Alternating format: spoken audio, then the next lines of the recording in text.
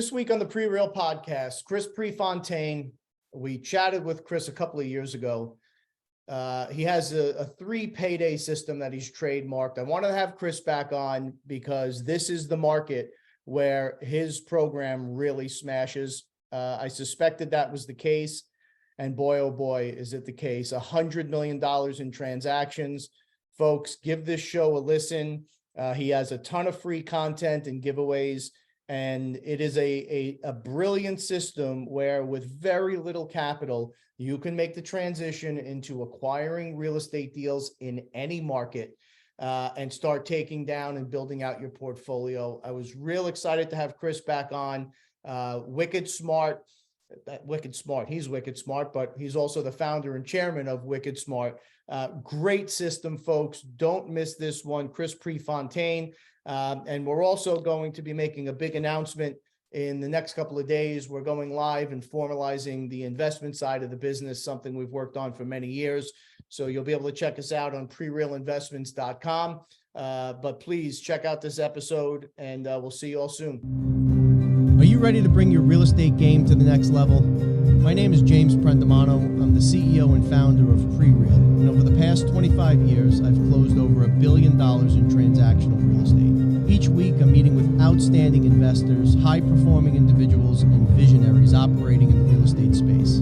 These are the people that are actually out there in the real estate game right now getting it done. This podcast aims at bringing anyone's game to the next level. This is the Prereal Podcast. Welcome, everyone, to the Prereal Podcast. We're joined today by Chris Prefontaine. He's the founder and chairman at Wicked Smart. We've had Chris on before in a different life, in a different iteration. He's got an amazing system. He's trademarked, I believe it is, the 3 payday methodology. And considering where we are in the market, Chris, I thought it would be a great opportunity to have you on and really take a deeper dive into the program. So thank you for taking the time to join us. Yeah, well, thank you, because you're recognizing and pivoting with the market, and I appreciate that. Well, we're here to try and give value to the audience where we can, and considering what's happening out there, I suspected that demand would be skyrocketing for you all, and it would be a great opportunity for folks to pick the system up. Spot on. Yeah. All right, so let's jump right in. I want to start, if we can, just going back for a little bit. I think it's important to provide context for the audience and to come off as real, right? Like you've done over $100 million in transactions, and people hear that sort of stuff and they go, oh, 100 million Right. in deals, but it wasn't always that way for you, Chris. No. I started by myself even before my son Nick came in. So this is going back to like post crash, like 2012-ish into 13, just like everyone else does. I was making the dials to the FSBOs, making the dials to the expireds, the for rent by owners, just doing one deal at a time. That's exactly how it started. And that's how we teach our students to do it. So no different. That's why we always say we're in the trenches. We don't just say that flippantly. I mean, every single week, we're either doing deals ourselves or with the students, just like I did day one. And this was born out of, you were a real estate broker first, 2008 hit, and it was a tough time, right? Actually, a little bit about combo. So I was a broker back like 95 to 2000 actively, and then I sold to Coldwell Banker. I hung on to my license, but I wasn't going crazy. I was doing my own investments from 2000 to 2008. Yeah, and then all that hit. So you're going deal to deal. You're doing all the traditional things that most of us do. And was it a moment that you had? What was that point where you went, okay, I've had enough, and I need to find a better way? Yeah, it was just post crash, because it was, okay, let's not borrow from banks and sign personally on bank loans and pledge credit and all that. And it was, let's not borrow money, period, to do deals. And when I say let's not sign, I couldn't after the crash anyway, because my credit was down, right? So we had to improvise, and improvise was, let's do lease purchase, let's do owner financing, let's do subject to. Those are the only 3 ways to this day we still buy, but that was born out of necessity back then. Right. So that's music to investors' ears, right? Not Right. having to rely on a third party to provide financing, especially when you're self-employed. It's just utterly miserable. Oh, and getting harder too. It's absolutely getting harder. It is getting harder. The traditional metrics almost don't even matter anymore. There's little, if any, common sense applied to the lending guidelines. It is incredibly frustrating, and it makes it really hard to scale, man. Yeah, it does. It does, because people, if they're relying on that, it does. And I used to, for the first 18 years. This is my 32nd year in the business, and I forget what year I was on. You and I talked on your show, but we bought our office building that way too. So I don't want the listeners to think it's just single or just duplicate. You know, you can buy any asset class, and you always could. Since the 1600s, this has been done.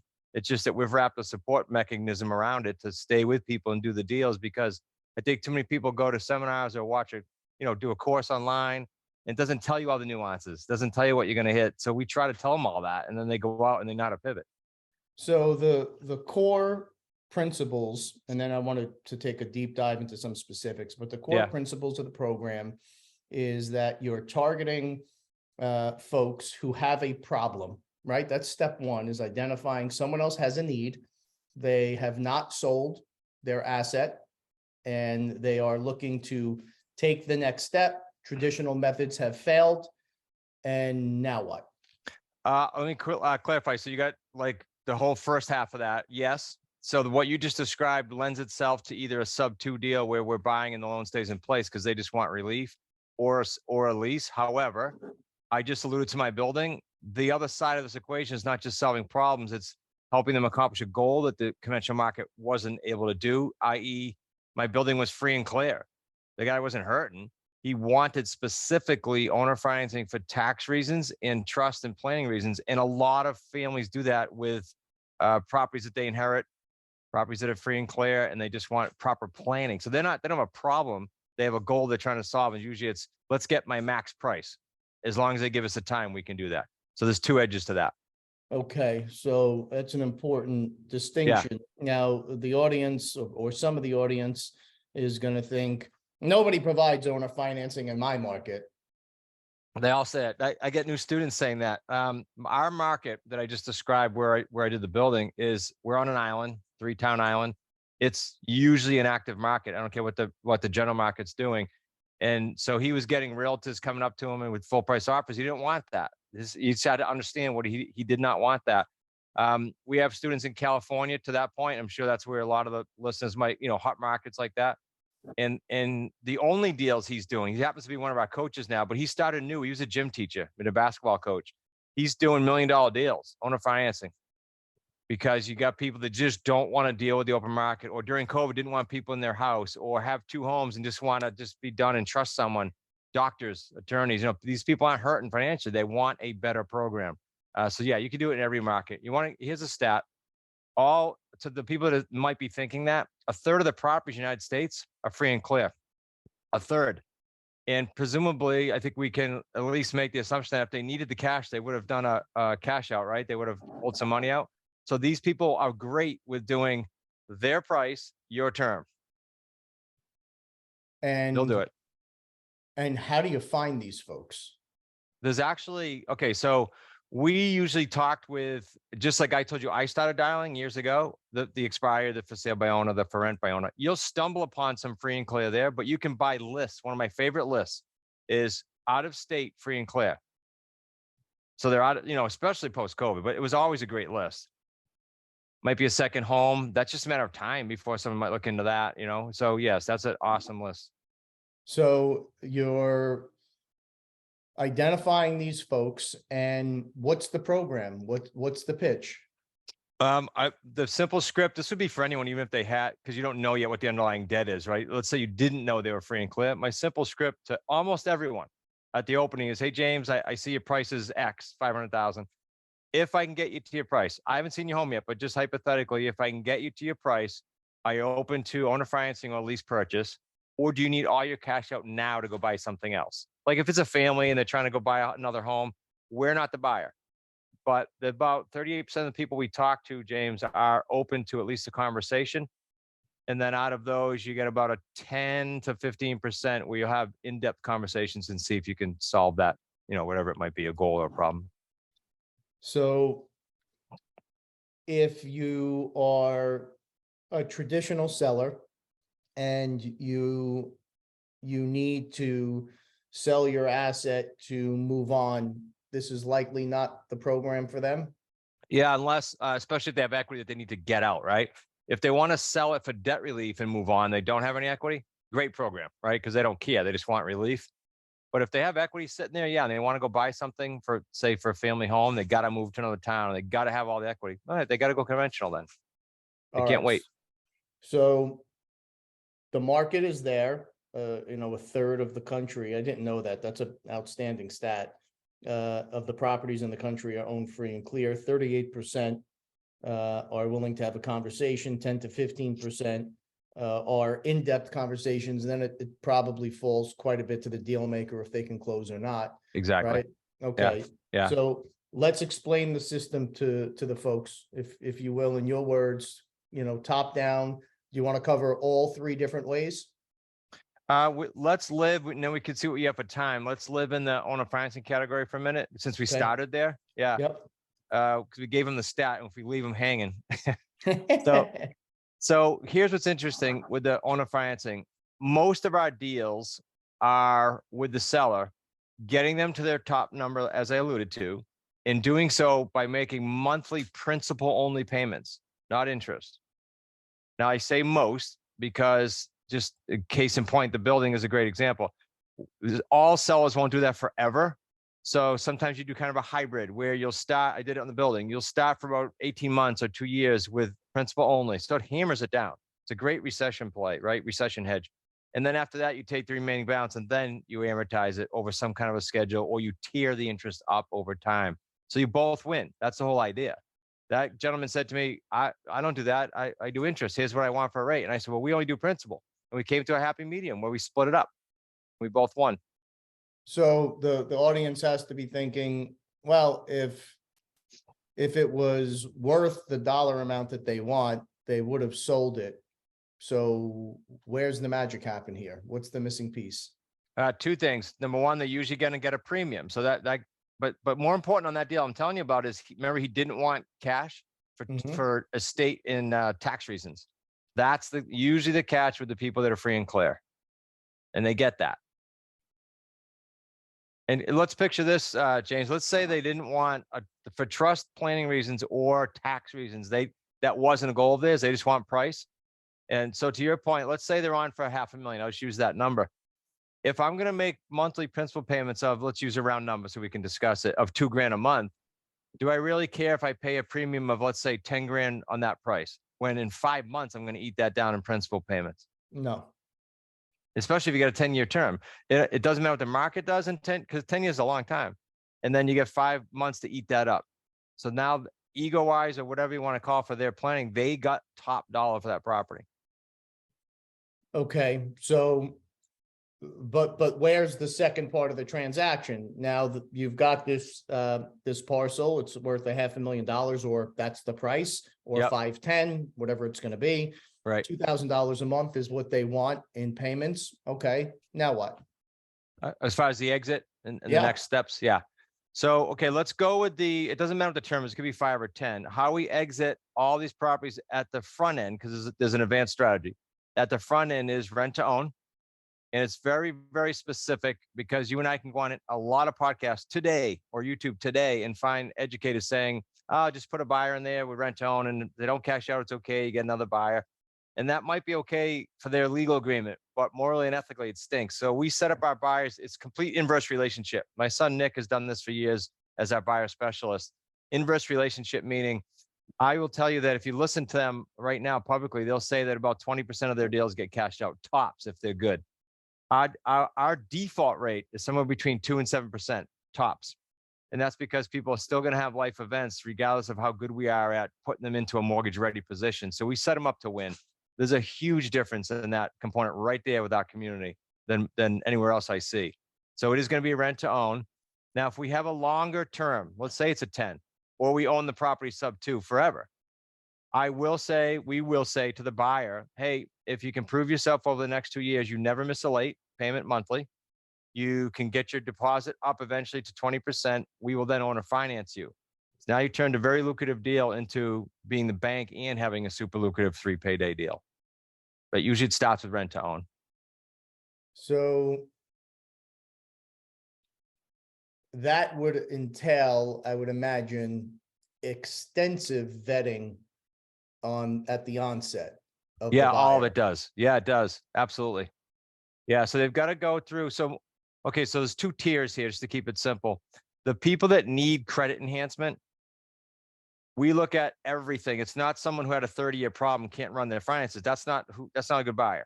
A good buyer is they had a life event, a legit life event that we can track. The third-party company looks at this. Hey, we had a death, a divorce, COVID, whatever it might be. We're back on our feet. They get a third-party creditworthiness and mortgage-ready plan that says, hey, if they do ABC, they jump through these hoops, they're going to be mortgage-ready in blank months, 18, 24, 36. So we set that up so that fits inside of our term with our seller. That's the people that need credit enhancement. However, post-COVID, there's an enormous onslaught of entrepreneurs that are leaving W-2 to go into their own business. There's a record amount right now, as you probably know. So they have credit, they have cash, they only need seasoning for 2 years. Those are great rent-to-own buyers. Great rent-to-own buyers. Those are the 2 kind of categories. So what are you selling this property to the that exact avatar? You know, they're W-2 and they've left that. Now they're doing their own thing. They're not qualifying for traditional financing, or they're like me and they're just freaking exhausted on the process and don't want to be bothered. Yeah. How do you take the $500,000 option or lease option and convert that into cash for you guys? Yep. So then that's where the 3 paydays come in. So I'll insert this. So let's just say not knowing comps, right? In whatever house we're talking about, if I'm getting in there at 5 and I know every month I'm hammering principal down, we're probably going to be 5.25 to 550 on a terms creative financing arrangement for the buyer.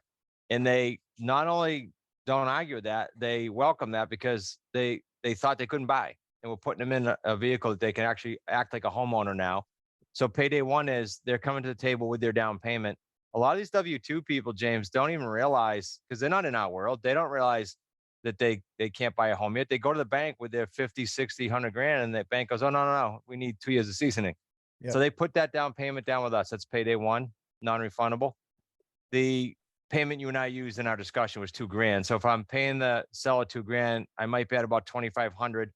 I'm going to look at the current rates and see what they are going to pay eventually for a mortgage. And I'm going to try to be around that.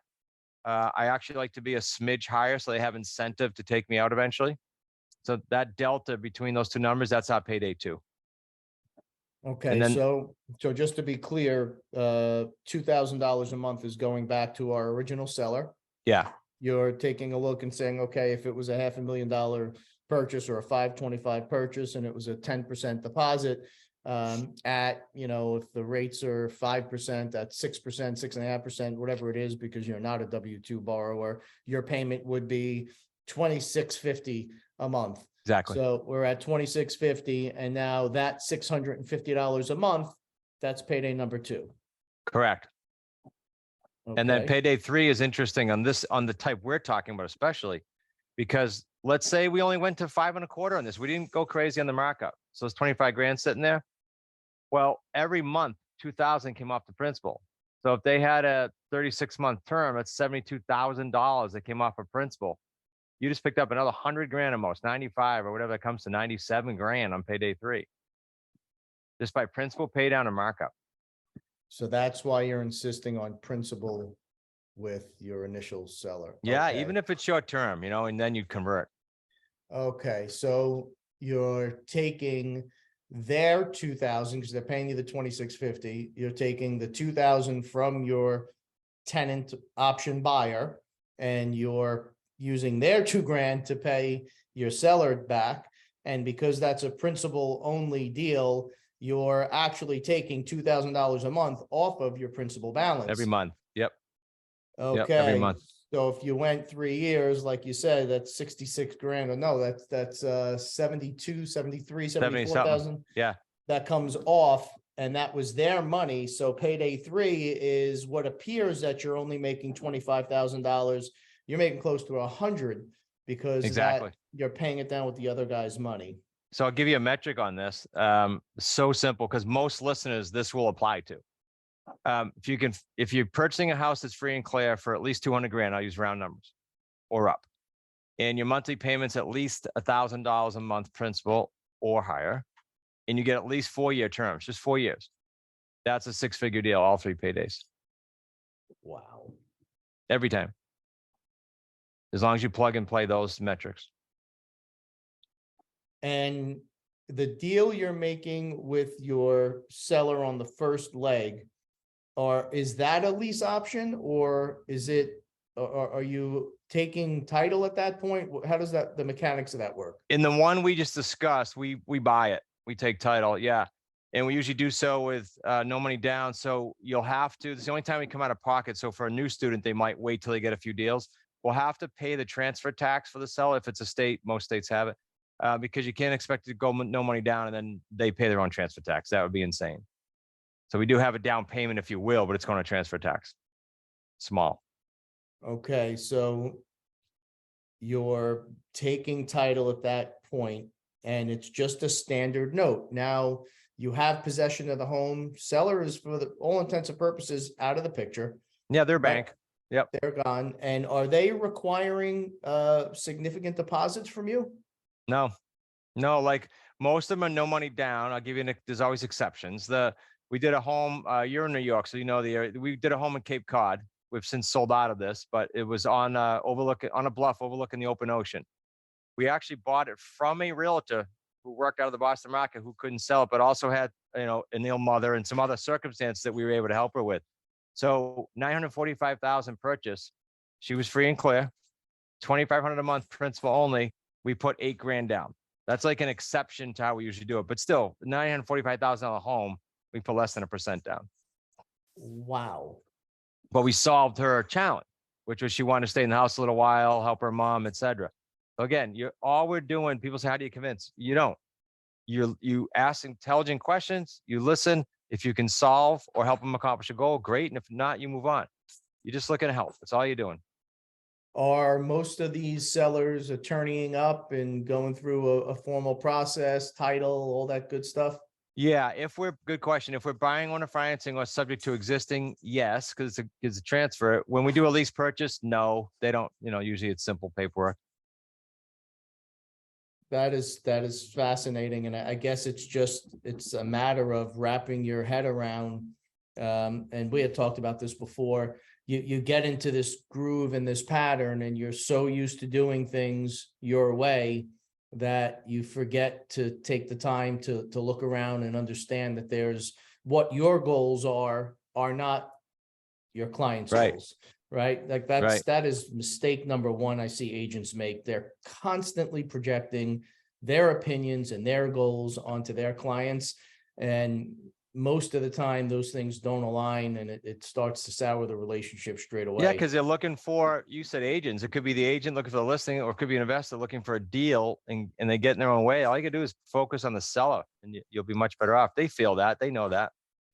Trying to help. Now, you've done this, I know your office building was one case, but have you done this on commercial properties in any significant measure? Yeah, well, I've done a 6, I've done a 4. You can do literally any asset. In fact, right now, there was just last week in our community, somebody came across a 100-unit building where the gentleman was looking, he had an existing loan. So this would be a sub 2, but it's a form of owner financing. And it was like a 2.7% rate. And he was looking for someone to take that over and do a sub 2. He's a savvy investor. He just was spent age-wise. He didn't want to do it anymore. And he wanted to become the bank. So you can do this literally in any asset class. People do it with boats and planes. I mean, it's not just real estate. Owner financing has been around forever. And the other two scenarios would be a sub 2 and a lease option, correct? Yeah, exactly. Do you want to run through quick scenarios on that as well? Yeah. Or? Yeah. All right. So let's do a quick sub 2 deal. What does that look like? I like that. I was going to go there next. So thank you, because right now rates are wherever they are. 6s, let's say, well, there's so many loans sitting at the 2s and the 3s and the 4s that we're now buying subject to. So that means if you're a brand new listener, just let me not go too far ahead, means you're purchasing a home and the deed is coming to you, just like on owner financing. The difference is the loan is staying in the seller's name, meaning they're the guarantor. You will never be the guarantor. You're not assuming it. You're just making payments on it until such time you cash it out. So you actually own that home for as long as you want. And that's a great scenario for starting as a rent to own with your buyer and then converting it to owner financing because you don't have a clock ticking on a term. Now, wait a minute. On your subject to folks. Yep. You're finding a seller who has a mortgage. You're buying the home from them and they are remaining as the guarantor of the note. Correct. That's actually done a lot more than owner financing right now, believe it or not, because remember when you started the show, you said, are these people that have a problem? Owner financing, no. Sub two, yes. They're usually, we just did one again towards the Cape. The couple was getting divorced. This is a great scenario. Life event happens. They rehabbed the home. They ran up credit card debt. They were $4,100 in arrears. So they needed relief like yesterday. So we purchased a home. We found our tenant buyer, got our payday one, paid the small $4,100 in arrears, and we still to this day own that home. Can you give me just and if you don't want to use that exact one, that's fine. Just give me numbers. Talk me through a deal. I'll be close on that one. So that was on the market with a realtor. I want to say for like, let me see, we sold it in a 4. So it was like 385 or so. Okay. It's on the Somewhere market between for 385. 385 and 4. Yep. And it expires or? It expired. Yep. My son-in-law Zach found it. And when it expired, they had already given up. So it was $4,100 in arrears, which was literally just one mortgage payment and then some late fees and stuff that had built up.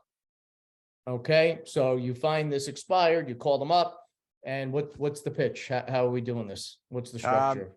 Zach called it, but I can tell you the conversation with an expired is very, very simple. If it had sold, where are you going? How soon did you need to be there?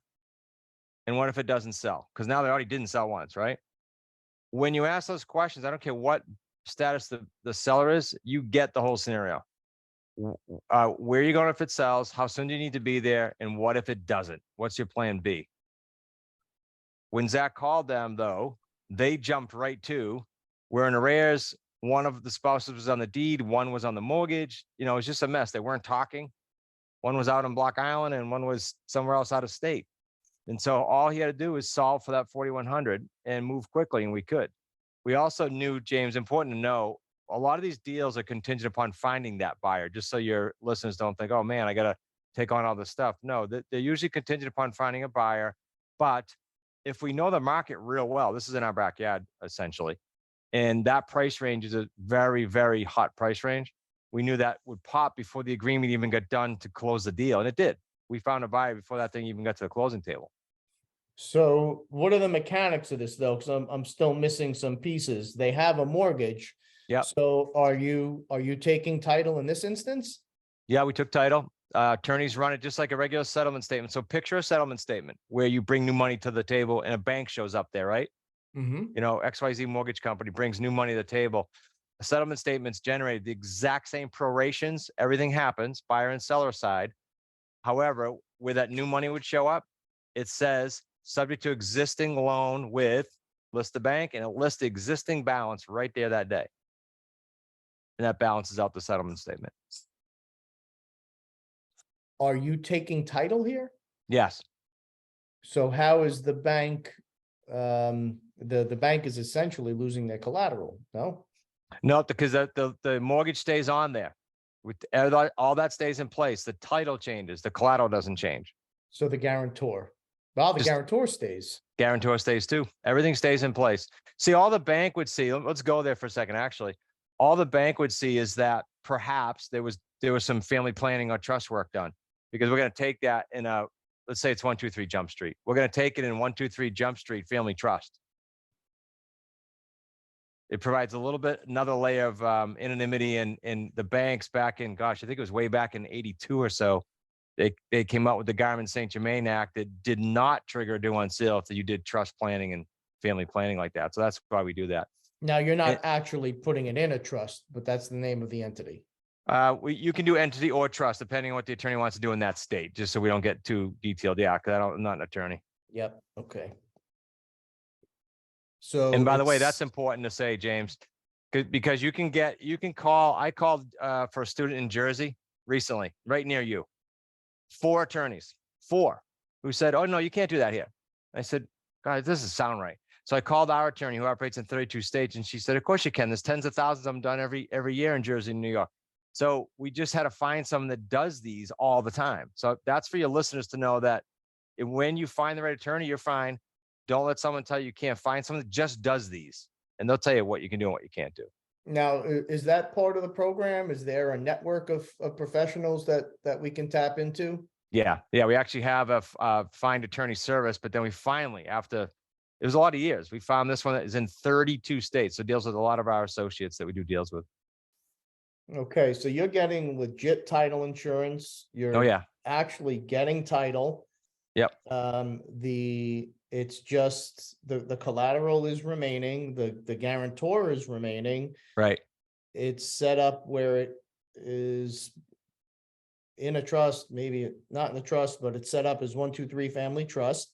Yep. It doesn't trigger a concern on the bank. And to be candid, if the bank's getting paid, they really don't care. You just said it. I was just going to say that Right. they want to get paid. You pay your bills on time and you're fine. That's a big misconception. People think that banks are, sitting back going, "Ooh, how are we going to take this back?" Yeah. Banks don't want to own real estate. They suck at it.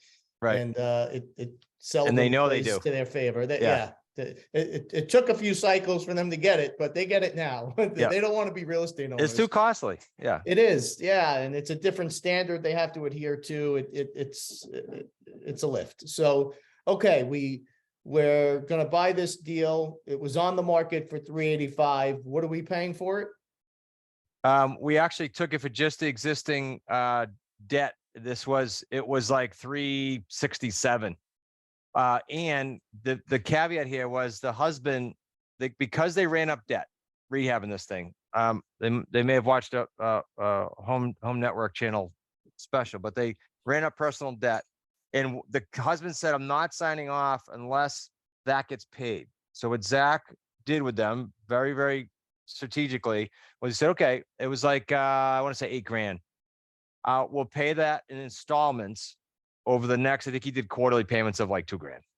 So that's how we solved the husband's problem. The wife just wanted to be done, and that's how the deal came together. And the arrears, of course. Okay. Now you have taken title. You immediately start paying that note. Yeah, as soon as we closed it. So again, we had some, the runway right now with title companies, it took at least 30, 40 days. And while that was happening, my son Nick puts it on the open market. The rent to own market, the terms market is such in demand right now that there's the amount of people that can't get bank financing. So we had a buyer in hand with 41 grand down, which was 10% because we went on the market at 410. So by simply putting it on the market and advertising No bank. you're going to provide financing, I would suspect, having been a crazy. victim of this over and over and over, that people will pay significantly over market price to be able to get in. Is that a fair statement? It is very fair. Now, this particular house, we were right at market. We went to market. Now it's even higher. But yes, they would have if we pushed it higher. And here's the punchline. You know who's in the home right now that bought that and put that down? An attorney. She was going through law school and unfortunately beat up her credit and loved what we had. So she's in the home, tickle pink. Property's gone up since then. Everybody's happy. It's a win-win. Yeah, I'm glad you said that, because I could see there being a misconception of who your buyer pool is going to be that needs owner financing. And it's not what you would suspect, folks. No. Oftentimes, these are people that are of means. There are life circumstances, as Chris said, and it's just many times our job. Because we're not W-2, banks don't want to lend.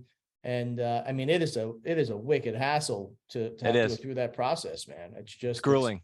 It really is. The amount of entrepreneurs we have, James, on that note, I can think of so many scenarios where the buyers came in, met with my son, and they own a cleaning business. I could think of one. The guy's name was George. This woman, attorney, just this week in North Providence, a gentleman came in, he was almost in tears. He got a divorce. He has a plumbing company, does very well.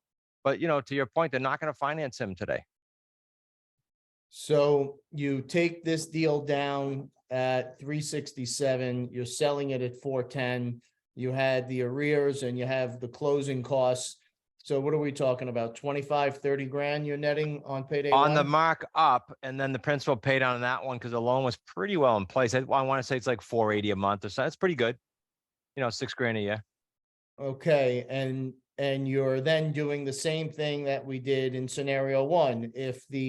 I'm assuming if the payment's 2,000 a month, you're going in at 2,650.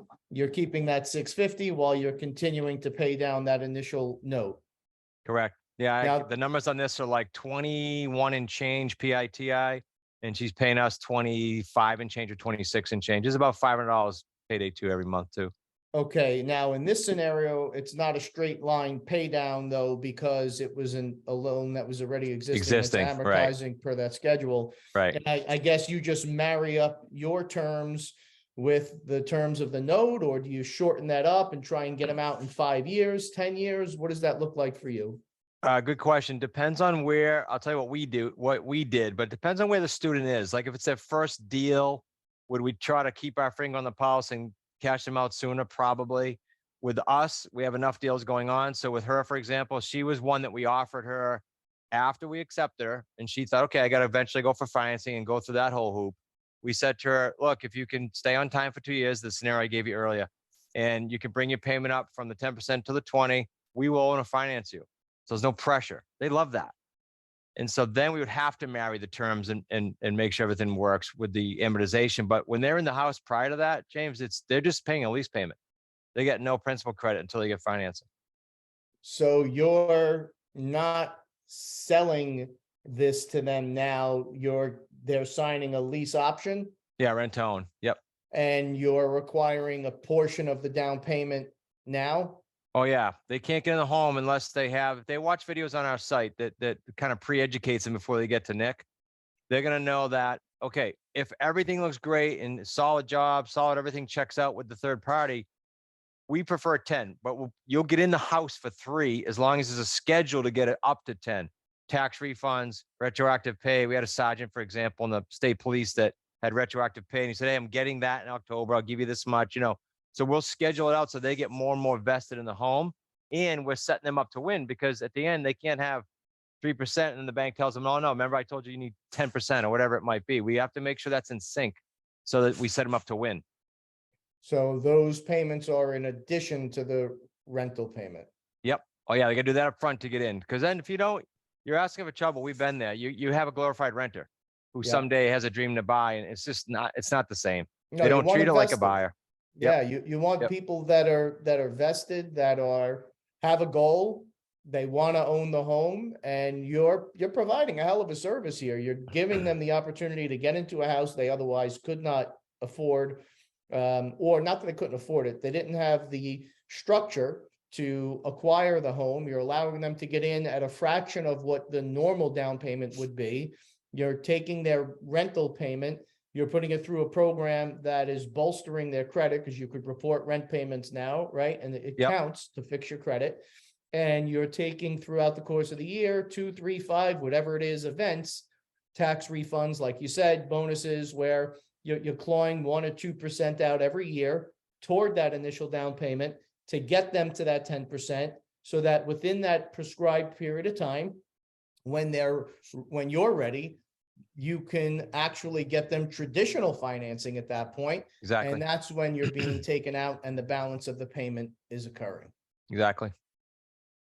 So payday 1 is the few points on the down payment. Payday 2 is the delta between the pre-existing regularly amortizing mortgage and the rent payment. And then payday 3 is when they actually cash you out and they take title to the home. Yep. Spot on. Yep. What percent of those rent to own folks default? 2 to 7 in our world, Wow. which even in the world of lending is great. That's nothing. That's No. amazing. No. And those are usually legit. Like, here's the thing. It's nice when you have longer terms, right? Clearly, because you can add the paydays up just by what you just summarized. However, the longer the term, reality is the longer there is for them to have a life event.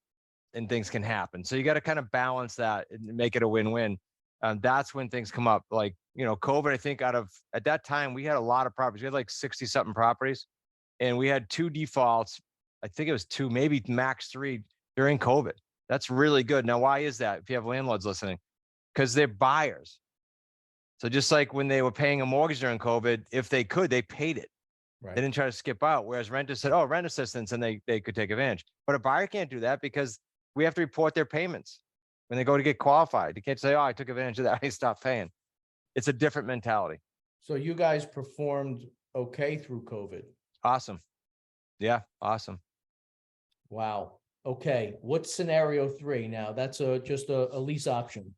Yep, lease option, actually pretty simple. So we went from the more difficult to this. The lease option is great for new people because no title transfers. I'm going to control a home by way of a lease purchase agreement. We provide all these in our forms for $10. $10 is built into the agreement. Who's my target? Same thing, expired? Same thing. Yeah, same Okay. thing. It just depends on their scenario. So a scenario might be they're not hurting financially.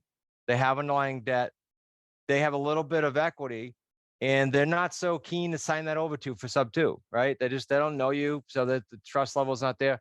So a lease purchase is great for them, and it's simple for the student. It's great for them because they still have all the accounting benefits and they control the deed. And it's great for the student because there's little to no risk because they just enter a lease agreement. It's very simple. You can't do this in Texas because you can't be in the middle of a lease and a rent own in Texas, what we call a sandwich. Real estate right now you can. Okay. So let's do another mock scenario real quick. Let's take a 350 house. Yep, 350. Let's say 350, and let's give them some equity. Let's be nice. They owe 300 grand. They have 50 grand equity. They either don't want to pay a realtor. Some people just don't want it. They want to keep all their money, or they, for whatever reason, didn't sell in the open market. Could be functionality and other things that the terms buyers don't care as much about. So what do we say in the lease purchase? We simply say, and there's a clause, it's clause 13 right in the agreement that says at the end of the term, let's call it 36 months or before, we're going to pay off the debt of 300, which won't be 300, then it'll be a little less, but we're going to pay off the balance of the mortgage at time of financing. We pay, and you get your 50 grand, Mr. and Mrs. Seller. So if they can wait, they protect all of their equity. And we're again benefiting from that principal pay down. So that 300 is not 300. It might be, 282 at the time. We still giving them their 50, but our mortgage shrunk towards the end as we paid that off. The exit's the same way that you and I went through. No different buyer. So they had the market on the house, they had the house on the market, 350. They owe 300 for a number of reasons. Like you said, it doesn't sell. You approach them, and essentially you're giving them the ability to walk away from the asset at this point, right? This would be great for folks who have another second home they're going to, exactly. something like that, right? Yep. Okay. They don't want to deal with this headache anymore. All right, Chris, you're going to come in and you're going to pay me X amount of dollars a month, which is exactly what their debt service Mortgage is. payment. Yeah, exactly. Yep. Okay. Chris, you're going to pay me the debt service, and for the next 3 years, I don't have to worry about this headache. You're paying it for me, and you have the option within that 3-year period to pay me the 300 that takes out the bank, or you would structure it where it's whatever the loan is, right? That's exactly right. You want that money to work for you, and you, Mr. and Mrs. Smith, you're going to get that initial 50. You're going to get full price. All of it. All of it. Yep. Okay, now we've got that deal buttoned up, and we are not taking title in this instance. Correct. Now we go out and we find a buyer of similar situations, right? Same thing. Yep. They want to come in and rent, and then you're using the same exit in the sub 2 on the lease op. Exact same exit, with the caveat being what we kind of talked about, both of us earlier, saying, hey, how soon would you cash them out? Well, if I'm structuring a 3-year lease purchase, I absolutely want to make sure I'm finding a buyer that pre-qualifies with a mortgage ready plan that's 18 to 24. That leaves room for wiggle room, so we can under promise with the seller, make sure we cash them out on or before their date. That's super important on the lease purchase end, different from what we talked about earlier, where we have a little more leeway in the back end. Now, I would suspect that default rate, is that higher? No, same, because again, we're going to Same. be super picky. and we're going to keep our finger on the pulse. We're going to check the portal that the credit enhancement company has. So if they ever drop off the service, we know instantly and they're in default. Like, we keep on this right through the whole process. No surprise at the end. All along the way, is this thing tracking the way it's supposed to track? And how do you know if the monthly mortgage amount is market for rent? How do you know if you're going to be able to pull that off? As far as getting them qualified at the end, or just getting it sold? So if the monthly mortgage is $2,500 a month and it's a 3-bedroom, what if the market for rent is only $2,000 a month for a 3-bedroom? Two answers there, both important. One is we're going to check that ahead of time from either Rentometer, a number of different rental comps, right? Just to make sure we're in sync to your question. But number two, sometimes, and these are odd, but it happens. One of my first deals way back when, I remember it happening. If a seller needs to move on or it's a second home or whatever, some of them will subsidize that $100 or $200 a month, as long as you have that conversation up front. Number three, those are always, if you're sketchy thinking, I don't know if there's a spread, you're going to always make that contingent upon your buyer. I don't care how good you think it is. So you're not taking any risk. You say to the seller, you know what, James, I'll take it out to the market. I think we're pushing it, but I'll take it to the market and let's see what we get. If I get someone, great. And if I don't, I come back to you and say, hey, you might have to subsidize this to get this done, because that market's speaking. It's not me and you. There's nothing I can do about that. There's no demand. So how long of a period do they typically give you to find if this is going to happen or not? If there's no stress with them making the payment, right? If everything's okay, usually 90 or 180 max. We can usually get it done in 90. You know what I tell the seller, honestly? I say, look, I don't want it that long, like a realtor would take it long. I'm going to know within 60 days. The market's going to scream to me whether this thing's priced right, because the terms market's so big. I'll give you another stat on that. We have a mortgage broker in our community who does hundreds of loans, been in the business since before the crash of 08, like knows his stuff.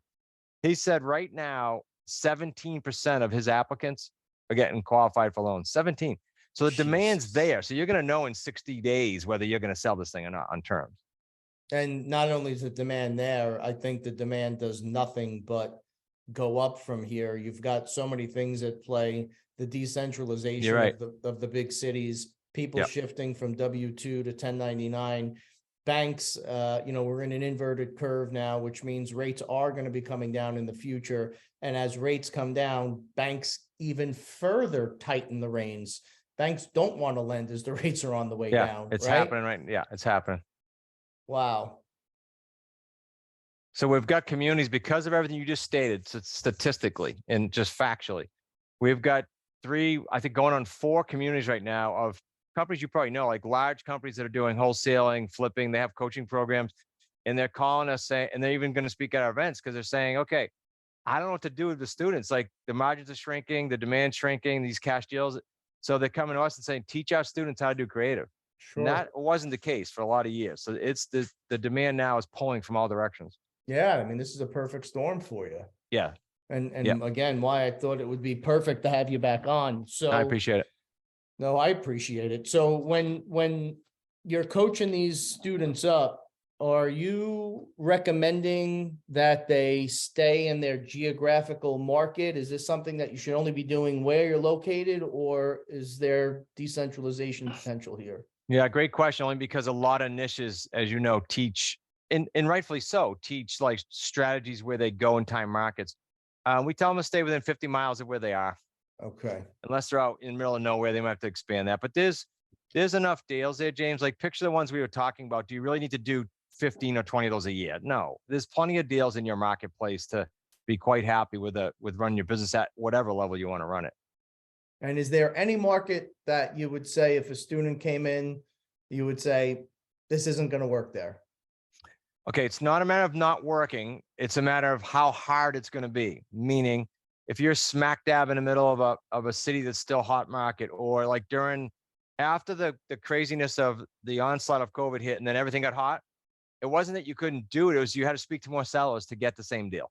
So I would tell them, not do it. Go on the outskirts a little bit of where you are. That's all. Just go a little bit further out. So there's not as much demand conventionally. Can you talk for a couple of minutes on what you get in the coaching program? Are there events coming up? I don't know if you're Sure. comfortable talking about pricing. If not, can you tell me where we can find pricing? Yeah.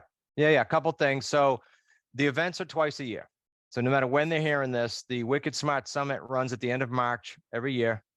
These events are 2-day events with a third day for VIP that people have the option to, for a few $100 to tag along, and they get to hang out with all our top students. The second one is in September. It's QLS Live. That stands for Quantum Leap System. QLS Live is in September, usually mid. Both of those are in Rhode Island. So those are live events. We do every week. We do free stuff that they can come to every Thursday. Wicked Smart sit downs, things like that. They're all on the website though to answer that question. smartrealestatecoach.com/events.